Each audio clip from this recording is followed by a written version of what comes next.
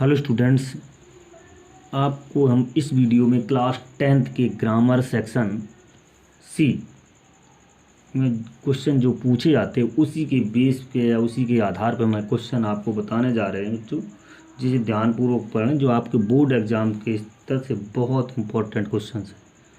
तो आइए बच्चों, देखो वे कौन कौन से क्वेश्चन हैं और कैसे क्वेश्चन हैं। ग्रामर सी सेक्शन में अर्थात इंग्लिश पेपर के ग्रामर सेक्शन अर्थात सी सेक्शन में क्वेश्चन आपके ऐसे ही क्वेश्चन आपके बोर्ड एग्जाम में पूछे जाएंगे, जैसे आज हम आपको इस वीडियो में बताने जा रहे हैं। तो आइए बच्चों, देखो भी क्वेश्चन क्या है।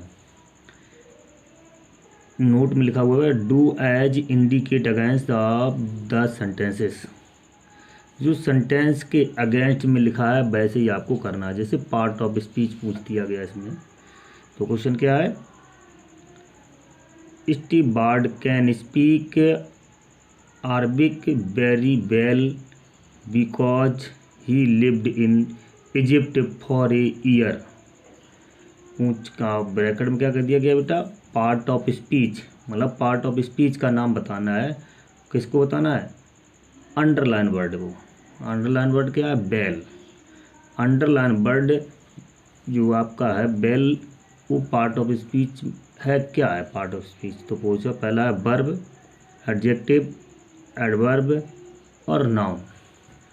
तो बेटा यहाँ पे पार्ट ऑफ स्पीच हमारा जो अंडरलाइन वर्ड है वो हमारा एडवर्ब है। तो बेटा एडवर्ब है, तो आपका एडवर्ब होगा सी सेक्शन से ही होगा एडवर्ब।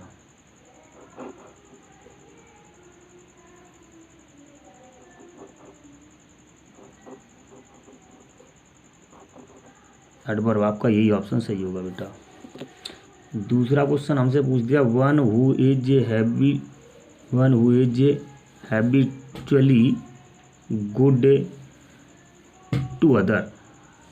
जो अक्सर दूसरों के प्रति स्वभाव से अच्छा होता है उसे हम हेल्पर, सहायता करने वाला कहते हैं, आर्टिस्ट कहते हैं, एग्री सहमत कहते हैं, ह्यूमैनिटेरियन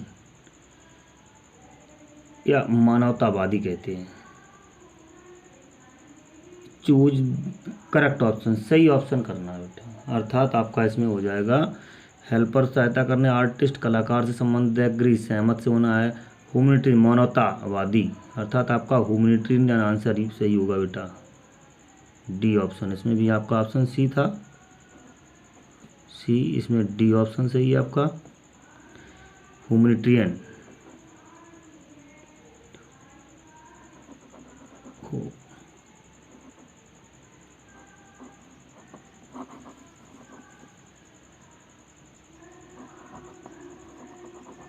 ह्यूमैनिटेरियन। अगला क्वेश्चन आपका देखो बेटा, ही finished his breakfast quickly into passive में चेंज करना है। तो आपने सेंटेंस चेंज कायम करना, पैसिव बाज में दिया हुआ सेंटेंस एक्टिव में है, वो किस टेंस का वाक्य है, पास्ट इंडेफिनिट टेंस का। कैसे पहचाना, यहाँ पे फिनिश लिखा हुआ है, वर्ब की सेकंड फॉर्म लगी है सब्जेक्ट के साथ। तो हमारा पैसिव बाज इसका बनेगा, तो सबसे पहले ऑब्जेक्ट पहले ले जाओ, तो हिज ब्रेकफास्ट पहले है, तो लिख जाओ his breakfast.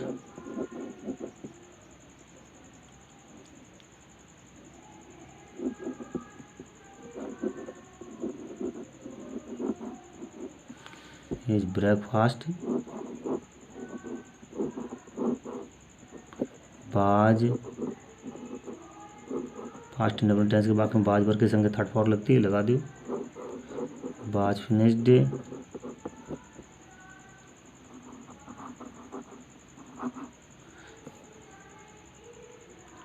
Quickly by him, या by him quickly.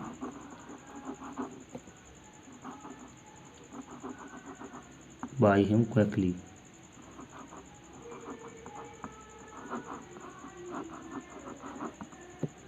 Next question देखो बेटा, back in my native place I do, फिर लिखा ए स्मार्टफोन। अब देखो इसमें लिखा चार ऑप्शन फिर दे दिए, इसमें ऑप्शन दे दिया गया है did not have, do not have, did not had. बेटा कहा गया back in my native place. जब ये इम्परेटिव सेंटेंस है back in my native place, I did not have, ये भी पास्ट टेंस का जाएगा और इसका भाव जा रहा है वर्तमान के लिए, डू नॉट हैव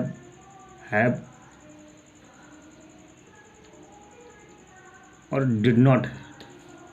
तो ये दोनों ऑप्शन आपके हैं, डिड पास्ट टेंस वाले ये तो ऑप्शन दोनों हैं ही नहीं आपके बेटा। ऑप्शन होगा आपका डू नॉट हैव, तो यही आंसर आपका आएगा इसमें, do not have.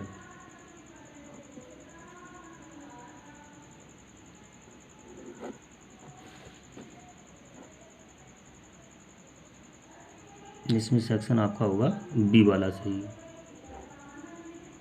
B option सही होगा, do not have.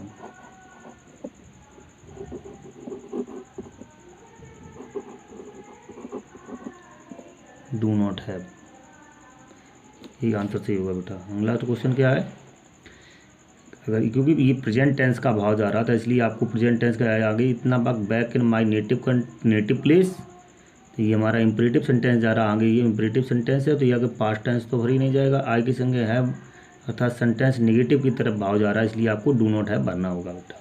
Next question क्या है, do not time waste precious your, recording भरना है। ये इम्परेटिव सेंटेंस है इसलिए कैसे बात इसकी इम्परेटिव सेंटेंस किसी अर्थात तो बनेगा do not waste your precious time, recording इसकी क्या होगी बेटा, देखिए डू नॉट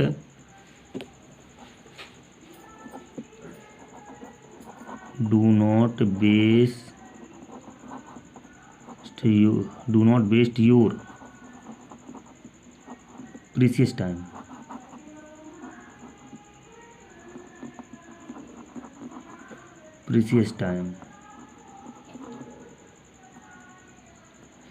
ठीक बेटा। इसकी रिकॉर्डिंग बनेगी do not time waste precious your, तो आज इसकी रिकॉर्डिंग होगी do not waste your precious time.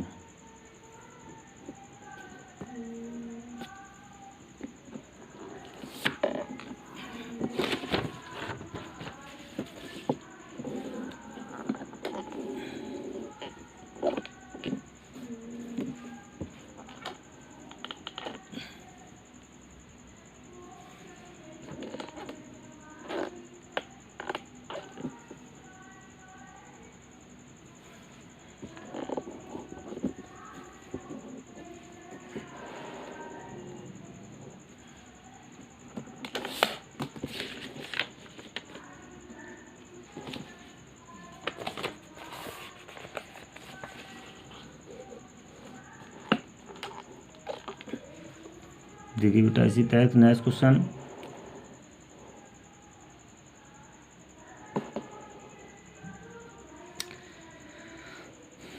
Six question है, पहले फ्लैंक्स खाली स्थान दिया हुआ है, sun shine brightly, choose the correct option, सही ऑप्शन आपको चुनाव करना है। देखिए बेटा सही ऑप्शन चुनाव ई एन द या दैट, क्या हो जाएगा, तो बेटा आंसर आपका सन सूर्य चंद्रमा पृथ्वी इनके पहले अक्सर द का प्रयोग होता, तो ऑप्शन आपका थर्ड वाला सही होगा, यहाँ पे द भरा जाएगा।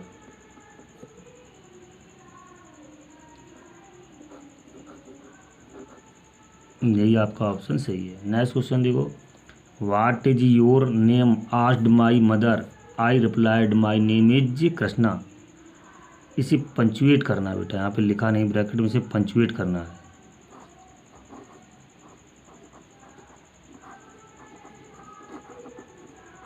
इसे पंचुएट करना है, तो सबसे पहले पंचुएट करते समय सेंटेंस को पहले पढ़िए, सेंटेंस पढ़ने से पता चल जाता हमारा ये डायरेक्ट स्पीच का वाक्य है या इनडायरेक्ट स्पीच का वाक्य है। What is your name asked my mother, ये आपका पता चल गया पढ़ने से, ये डायरेक्ट स्पीच का वाक्य है।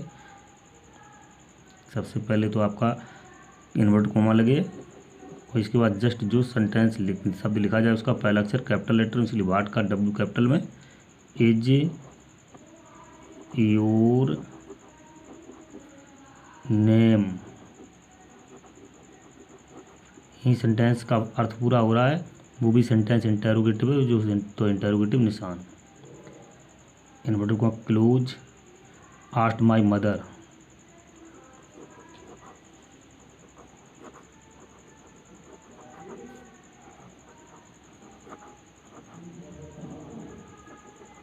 आस्ट माई मदर, यहीं फुल स्टॉप लगा दो।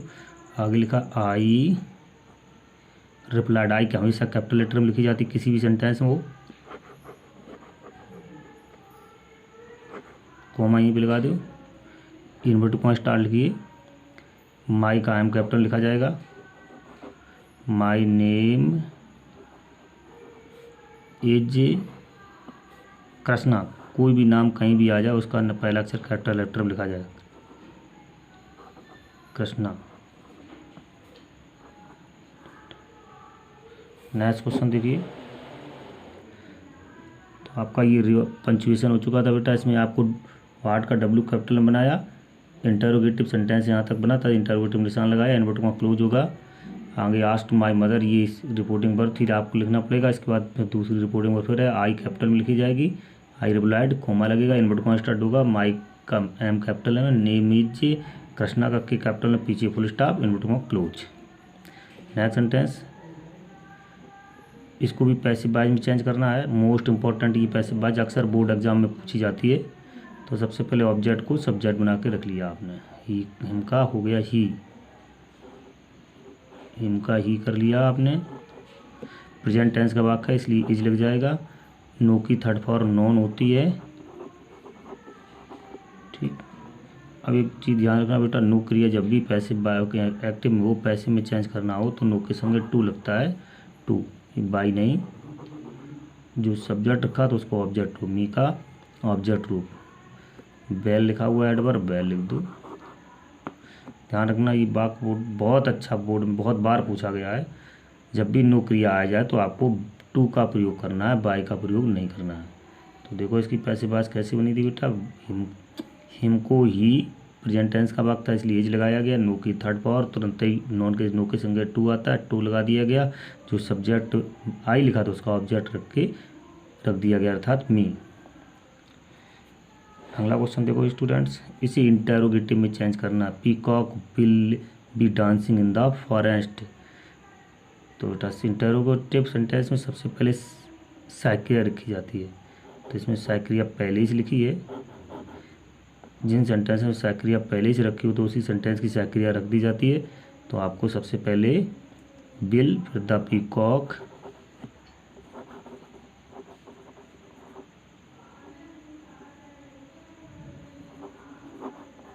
Bill the peacock B dancing, bill the peacock B dancing in the forest.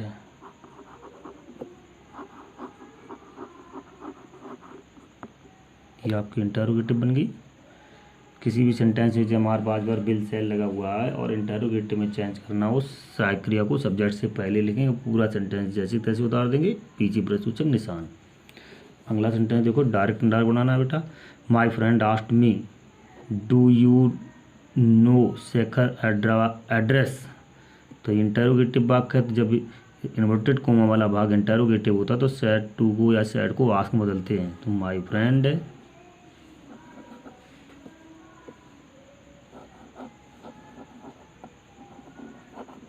Asked, my friend asked me, if से जोड़ दिया जाएगा। यू को मी के अनुसार आई में चेंज कर देंगे। तो अभी ये प्रेजेंट टेंस का था, पास्ट टेंस हो जाए तो डू हट जाएगा, नो की जगह न्यू हो जाएगा। न्यू शेखर्स लिखा हुआ है, शेखर्स लिख दो। शेखर्स एड्रेस,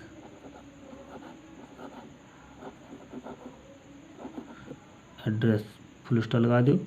आई सैड फिर दोबारा लिखा तो आई रिप्लाइड कर दो।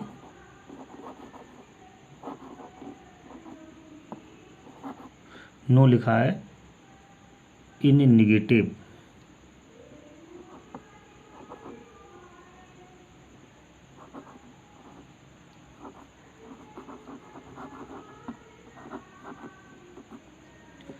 तो बेटा ये आपकी डायरेक्ट से इनडायरेक्ट बन गई। वाक्य इंटरोगेटिव था इसलिए सैड को आस्क किया।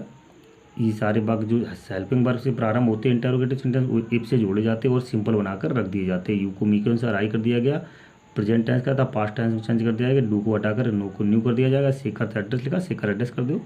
आई रिप्लाइड, दोबारा उससे आंसर उसने फिर दिया तो इसलिए सैड को रिप्लाइड कर दिया। नो लिखा इसलिए इन निगेटिव लगाया गया।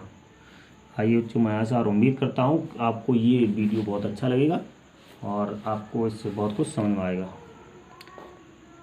इसी तरह से बच्चा के साथ जुड़े रहिए और अपनी परीक्षा की तैयारी करते रहिए।